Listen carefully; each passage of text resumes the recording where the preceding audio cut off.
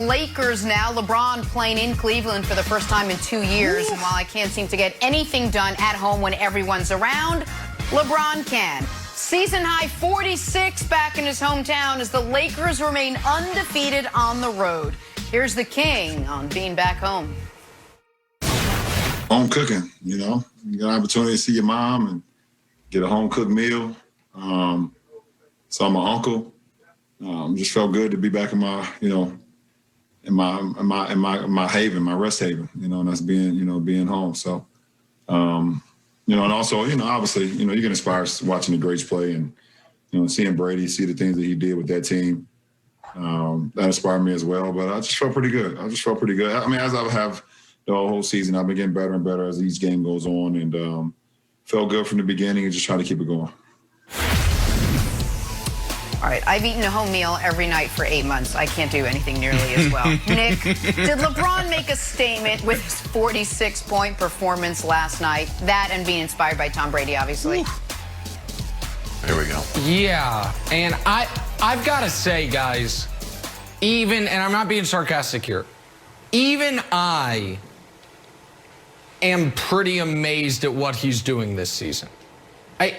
I know last year we were like year 17, washed king, but it made a little more sense in year 18 with no offseason to speak of. After going through what was, by all accounts, an incredibly difficult ordeal in the bubble, to 6 weeks later pick it up, have your team with the best record in basketball, undefeated on the road, have not missed a single game, have 15-5-5 minimum in every game played this season, a streak that's only been topped to start a season by LeBron a decade ago, to be averaging 25 points per game in year 18, which no one's ever done, and to be doing this at age 36, which, when you talk about age 36, it's just the late, great Kobe Bryant. By the way, today's the anniversary of Kobe's passing, so our thoughts and prayers with Kobe's family and friends on that. But only Kobe, Kareem, Karl Malone have done it at this age. And, Brandon, the way he's doing it, I just want to show 3 shots from last night. It's like, hey, who's the greatest scorer of all time? It's Kareem. Okay, let me just try my own version of a little baby skyhook. All right, yeah, okay, I'll add that to my repertoire.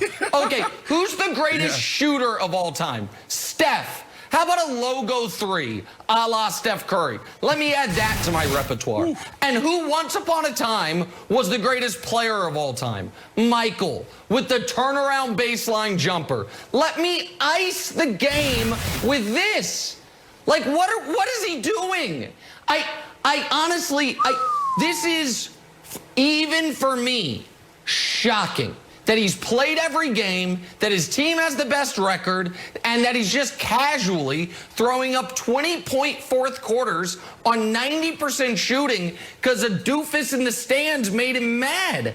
Like, there is no precedent for what we're seeing from LeBron, and he just keeps adding stuff to his game that I hadn't seen before, Brandon. Wow. Big statement, Jenna. And Nick, you know I got MJ as the GOAT. MJ is the greatest of all time. But MJ, look out. MJ's in trouble. This dude is in year 18, and he's evolving. We started this conversation in the bubble, Nick. We talked about him winning his 4th and how he could potentially win his 5th and his 6th. We talked about AD being able to help him do that. And this guy being able to evolve and go to, that shooter, developing that fadeaway shot, but really leaning into it. We've seen him do these things before, but we're talking about where this is your first point of attack, where this is what you lead with. Before it was always, let me defer, let me get my other guys involved, let me get to the basket. Now we're seeing him, for the first time ever, be comfortable shooting the shot first.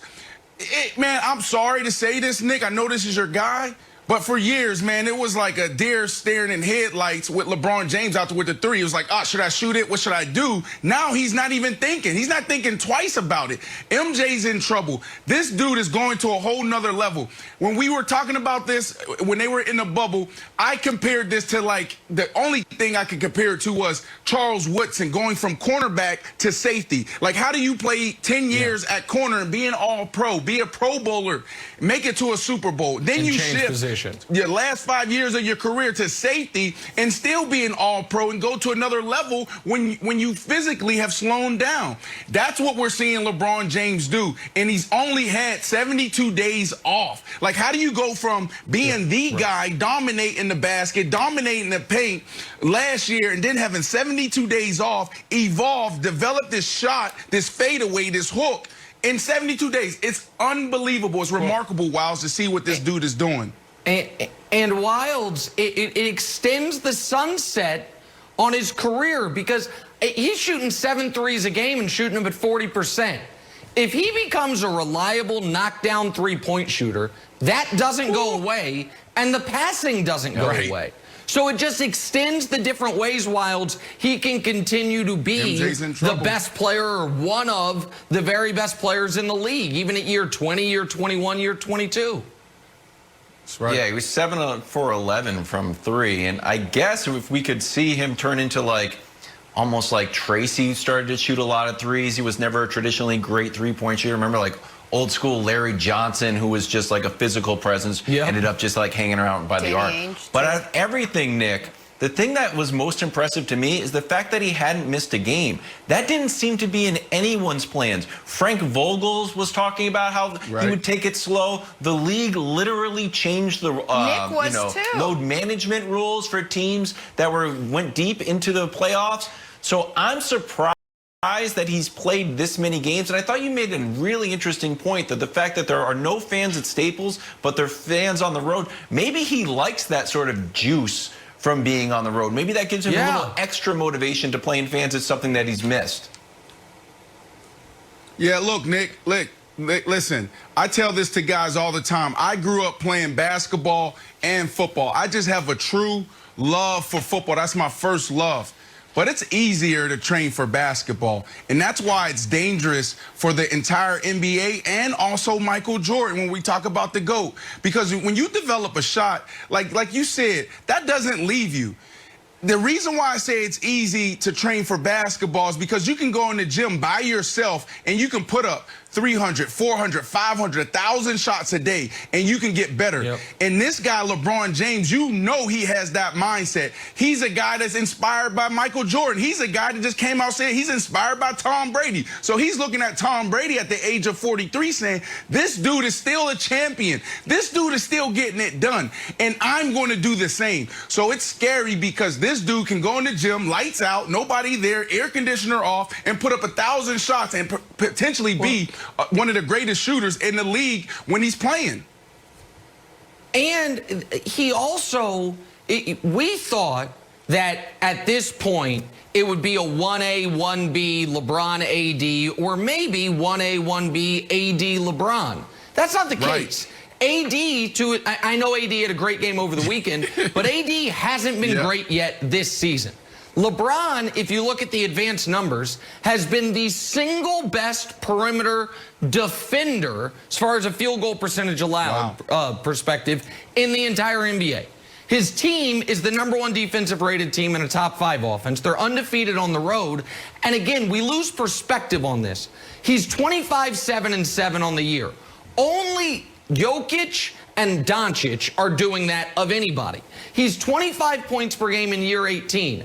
I will just quickly, Jenna, give you the list of people who have averaged 15 points per game in year 18.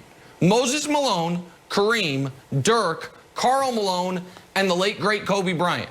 That's the list. And none of them average more than 23 in year 18. LeBron's at 25 and is the best player on the best team. And it also, I think, even though he's not going to have overwhelming stats the way Luka and Jokic are, I think He is a sneaky favorite right now to be league MVP more than 12 years removed from when he won his first one. And in year 18, which would be totally unprecedented without any close comparison. All right, so just to recap, LeBron James, still good. Let's play a little in or out. The Nets reportedly are in trade discussions with the Cavs for JaVale McGee. Also have some interesting Kevin Love. Nick, you in or out on the Nets needing to add another player to be title contenders? Oh, they 1,000% need to add some defensive presence. Now, I don't know if JaVale is that guy. If you remember back to the finals, JaVale went from starting to getting DMP's coaches' decisions. But they're going to add some type of big man in the buyout market. The Kevin Love thing, Wilds, is perplexing to me.